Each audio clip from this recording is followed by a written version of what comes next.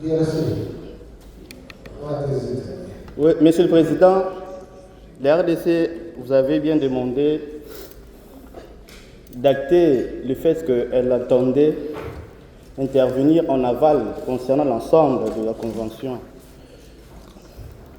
Monsieur le Président, quand la RDC dit que cette Convention est inopportune, ce n'est pas qu'elle est contre des mécanismes devant permettre l'élimination des violences à l'égard des femmes. C'est parce que cette Convention est basée Sorry, do you want it to indicate in our report what you are finding now? Monsieur le Président, d'abord, ce qui doit être figuré dans les rapports, le premier point, c'est que la RDC, en termes d'observation, Illimine Litis avait estimé que les bureaux du conseiller juridique devaient mettre à la disposition des délégués des États membres la note explicative sur cette convention. Cela n'a pas été fait et que là, ça doit être acté parce que la RDC réitère cette demande d'avoir cette note explicative. Deuxièmement, la RDC a émis un préalable sur l'opportunité, même la pertinence de cette convention. En principe, ces préalables devaient être vidés avant d'entrer en détail en termes de l'examen au fond de cette convention. Monsieur le Président, je vais demander quelques minutes. Cette convention tire sa source du protocole ou dans le protocole de Maputo, lesquels protocoles portent sur les droits de femmes. D'ailleurs, cette convention, au préambule, fait référence au protocole de Maputo. Quand cette convention définit les violences à l'égard des femmes, cette définition provient in extenso du protocole de Maputo. Mais ce qui est maintenant grave, c'est que cette convention a une définition contraire à ce qui concerne les femmes par rapport à la définition fournie par le protocole de Maputo.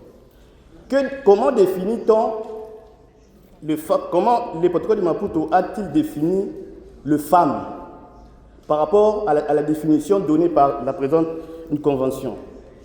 L'article 1er du protocole de Maputo définit le femme comme toutes les personnes de sexe féminin, en ce compris le fille,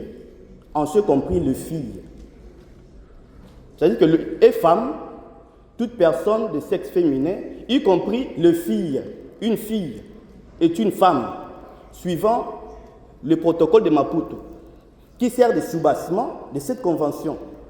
Mais tout au long de la déclinaison de cette convention, on ne fait que la différence entre femme et fille, considérant que et femme, toute personne de sexe féminin âgée de plus de 18 ans. Alors qu'une fille, c'est toute personne de sexe féminin de moins de 18 ans.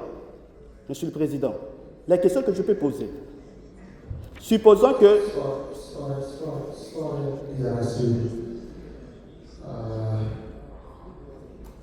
We had a specific article dealing with interpretation. I think you were supposed to raise it at that moment. Now we have finished our work. Where do we go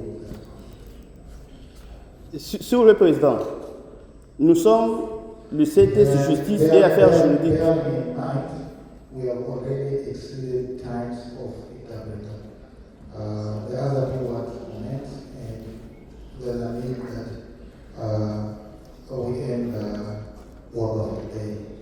In 1 minute, conclude what you want to say. Président, s'il vous plaît, pour moins qu'il soit acté que la RDC a soulevé le problème de l'inopportunité de cette convention parce qu'elle va poser des sérieux problèmes dans sa mise en œuvre parce qu'elle serait en contradiction avec les protocoles d'où elle tire sa source. Monsieur le Président, j'ai entendu dire tantôt que le CTS Justice est sur le même pied que les autres CTS et qu'il ne peut pas statuer sur l'opportunité. Mais on perd de vue à la 7e session de ce même CTS. nous avons eu à renvoyer des projets de test, des projets d'instruments aux sept thématiques concernées. On a eu déjà à le faire, ça ne serait pas une première. Cette convention va créer de sérieux problèmes.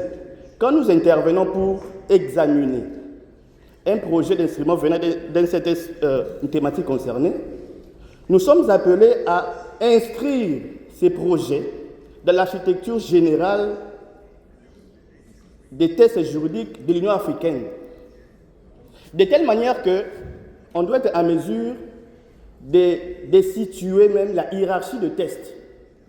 Cette